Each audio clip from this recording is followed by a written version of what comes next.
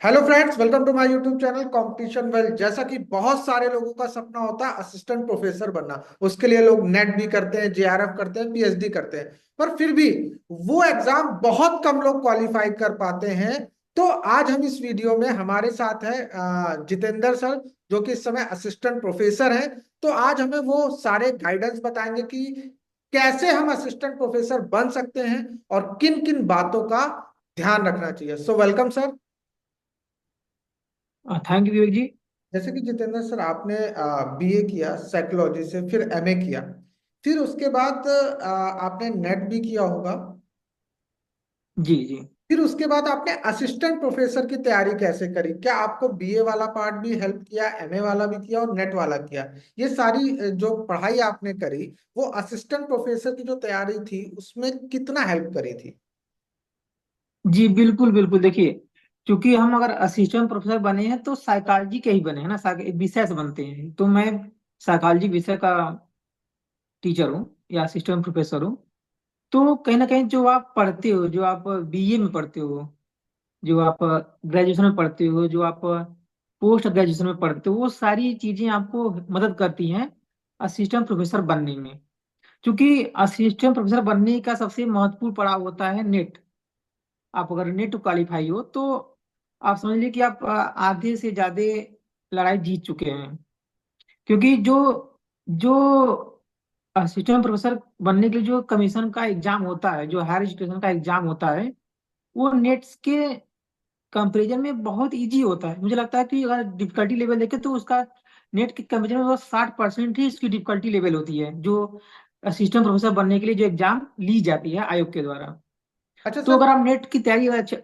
जी जी, जैसे Jitendra sir, net तो बहुत लोग क्वालिफाई कर लेते हैं, जेआरएफ भी बहुत लोग क्वालिफाई कर लेते हैं, तो वो असिस्टेंट प्रोफेसर क्यों नहीं बन पाते, या उनको क्या करना चाहिए जो असिस्टेंट प्रोफेसर बन जाए वो? नहीं, इसका एक सबसे बड़ा मेन कारण ये है कि असिस्टेंट प्रोफेसर की जो वैकेंसी होती है ना, वो बहुत कम आता है। जी जैसे ये हमारे विषय में देख लीजिए, लगभग हम लोगों उस समय 66 सीट आई थी। लेकिन उसके पहले केवल 6 सीट आई थी, समझ लीजिए ना। उसके पहले 2014 में वैकेंसी आई थी जिसमें 42 सीट थी। बाकी 2016 17 18 में वैकेंसी आई थी जिसमें केवल 6 सीट थी। और हम लोगों के समय 66 सीट। तो मतलब कि उसका एक मेन रीजन है कि सीटों का कम होना। तो जैसे कि जितेंद्र सर, क्वेश्चन मेरा ये है कि बहुत सारे लोग नेट जेआरएफ क्वालिफाई करे बैठे हुए हैं, बट उनका भी जी प्रोफेसर का एग्जाम क्वालिफाई नहीं हो रहा। जैसे कि आपने बताया था 6 सीट आती हैं, पर उस 6 सीट में भी बहुत सारे लोग फॉर्म भरते हैं। तो क्या कमी रह जी जी। जाती है उनके अंदर, वो क्या गैप हो जाता है जिसकी वजह से उनका सिलेक्शन नहीं होता? हाँ। नहीं, जैसे कि मैं अगर अपना अनुभव कहूँ ना, तो मैंने जैसे जो असिस्टेंट प्रोफेसर का एग्जाम होता है उसमें उसके 3 पार्ट होते हैं। मतलब मेनली 2 पार्ट होते हैं। एक रिटन एग्जाम होता है, दूसरा इंटरव्यू होता है। वो लगभग 70 और 30 का रेशियो होता है।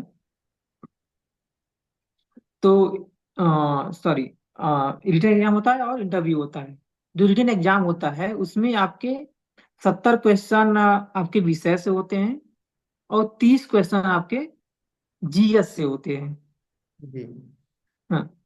हाँ, तो इसमें ये होता है कि जैसे जीएस क्या है कि जीएस में बहुत उसका जो सिलेबस है ना, अगर हम जीएस को देखें तो वह उसका दायरा बहुत बड़ा है। उसमें बहुत सारे क्वेश्चंस आते हैं, चीजें आती हैं जिसको आप चाह करके भी आप कवर नहीं कर सकते हो।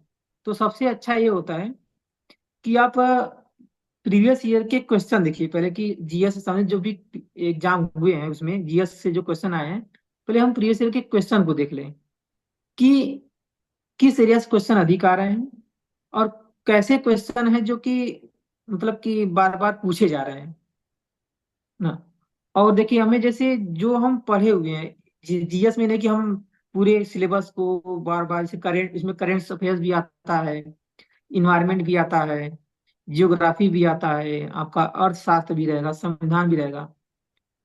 तो आप ये नहीं कि आप पूरी जियोग्राफी, जितने भी जियोग्राफिक बुक हैं, जैसे आप हम सिविल में एग्जाम की तैयारी करते हैं उस तरीके से पढ़ने लगे, ऐसा नहीं है। तो आप देखिए कि कहाँ से आपको बहुत मिनिमाइज कंटेंट आपको मिल सकते हैं, जहाँ से आप अच्छे से तैयारी कर सकते हैं।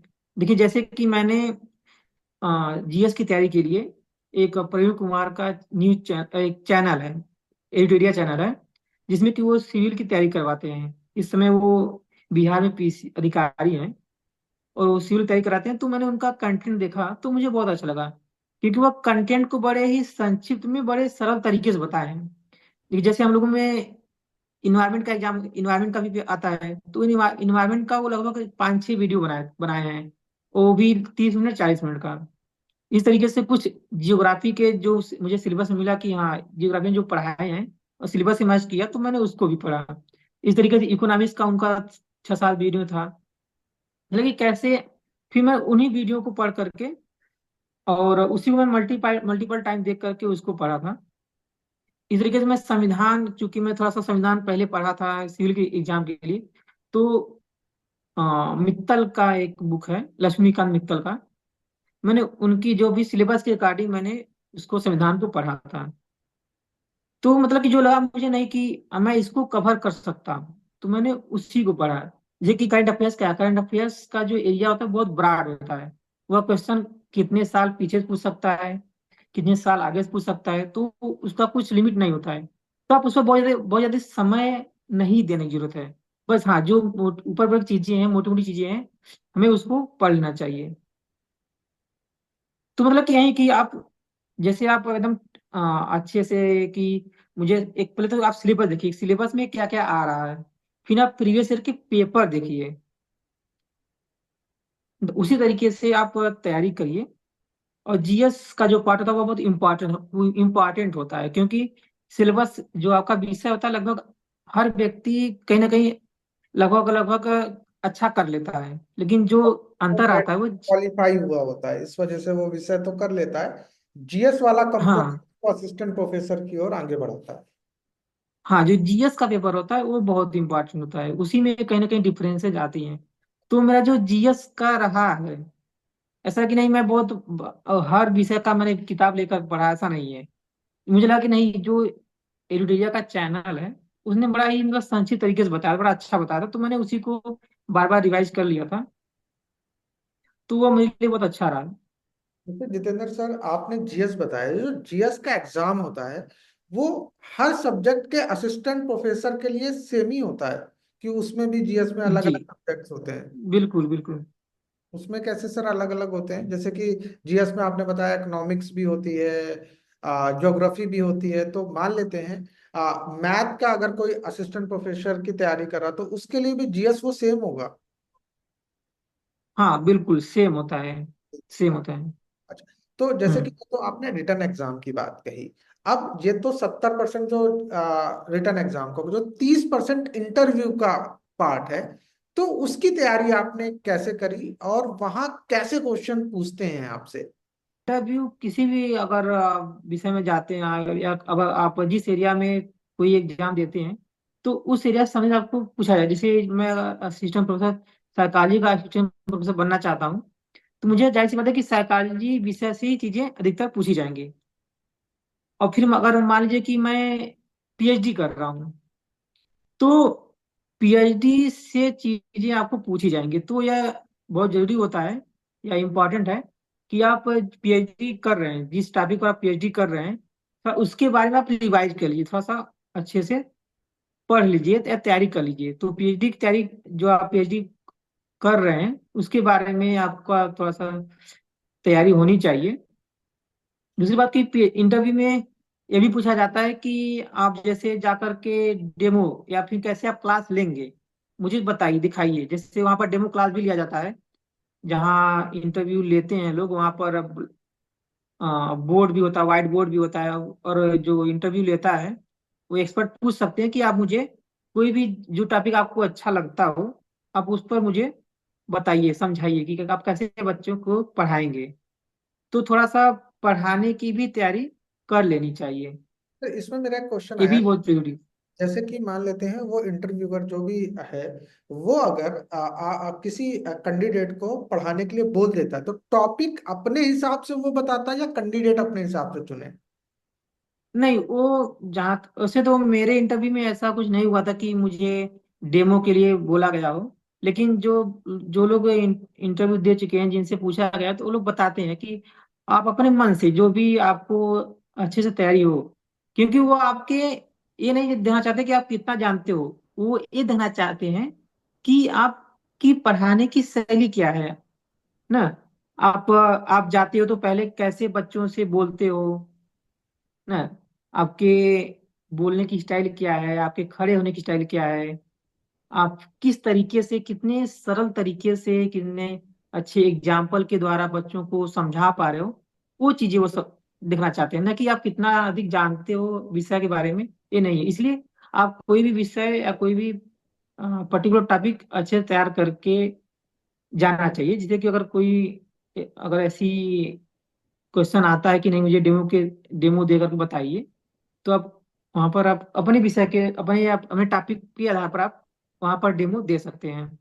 जैसे जितेंद्र से जब इंटरव्यू होता है तो उसमें कितने क्वेश्चन लगभग वो एग्जामिनर पूछता है?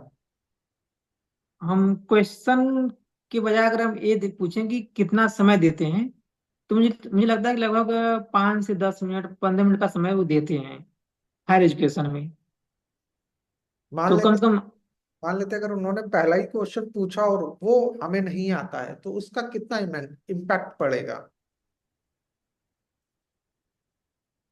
इम्पैक्ट तो, ये तो खुद आपके कॉन्फिडेंस पर भी पड़ सकता है कि मुझे पहला क्वेश्चन ही नहीं आया। लेकिन मुझे लगता है कि अगर आप ये नहीं है कि आपसे, क्योंकि वहां पर जितने पैनल होते हैं सभी लोग क्वेश्चन पूछते हैं बारी बारी से। तो हो सकता है कि मान लीजिए आपने पहले क्वेश्चन का आंसर नहीं दे पाया, तो और भी लोग क्वेश्चन करते हैं, आप उनका अच्छे से क्वेश्चन दीजिए। ये जरूरी नहीं है कि आप जो भी क्वेश्चन आपसे पूछा जाता है आपको वो क्वेश्चन आए ही, ये जरूरी नहीं होता है ना। तो आप आगे जो भी क्वेश्चन पूछा जाता है, हमें उसको, उस क्वेश्चन के अच्छे से उत्तर देने की कोशिश करनी चाहिए।